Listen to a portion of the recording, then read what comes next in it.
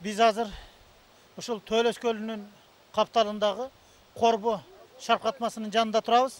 Ал эми ушул Корбу шаркатмасынын айланасында кайсы бир мезгилдерде Манас бабабыздын жашагандыгы жөнүндө, ушул жерде конуш кылып тургандыгы жөнүндө дагы маалыматтар бар экен. Албетте, бул дагы өзүнчө бир мифтик, легендалык бир ушул адам акылы бүгүн жете бербеген бир тереңде жаткан маалыматтардандыр. Биздин бүгүнкү сиздерге бул Корбу шаркатмасын көрсөтүп коелу дегенибиздин дагы бир себеби Алтай эли Корбу шаркатмасынын алдына келип бир чөмүлүп өзүндө болгон оор жүктү алып таштоо аракеттерин дагы жасашат экен.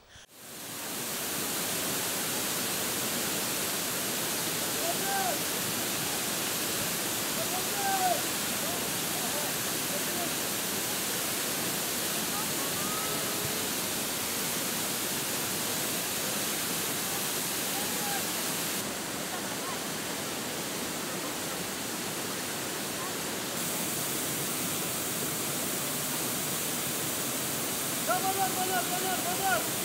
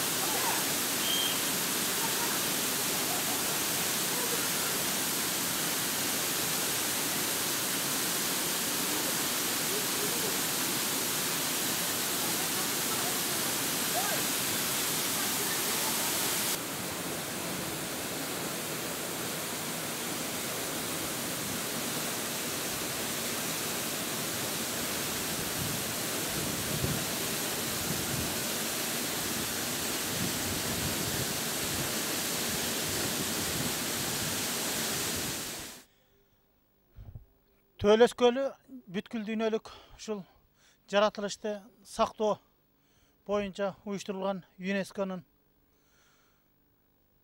объектилеринин бири катары эсептелет экен. Бунун узундугу 78 чакырым, ал эми деңиз деңгээлинен 434 метр бийиктикте жайгашкан. Туурасы 3,5 километрди түзөт. Жалпы аянты 223 квадрат километр экен. Бул көлгө 70 өзөн, ошондой эле 150 өзөнчө агып келип, жалгыз Бия дарыясы агып чыгат. Эң терең жери 325 метрге чейин жетет экен. Жалпы дүйнөдө суу жок болуу коркунучу болгон күндө дагы 9 жылга чейин иссе түгөнбөй турган суунун запасы бар деп айтылат экен. Сиздер ошол Төлөс көлүнүн бул жердеги арты баштан баштап Чири кордонуна чейинки жалпы жайгашкан жерин көрүп жатасыздар. Бул ушул Алтай, Тоолуу Алтайдын эң ушул кереметтүү жерлеринин бири десек жаңылышпайбыз.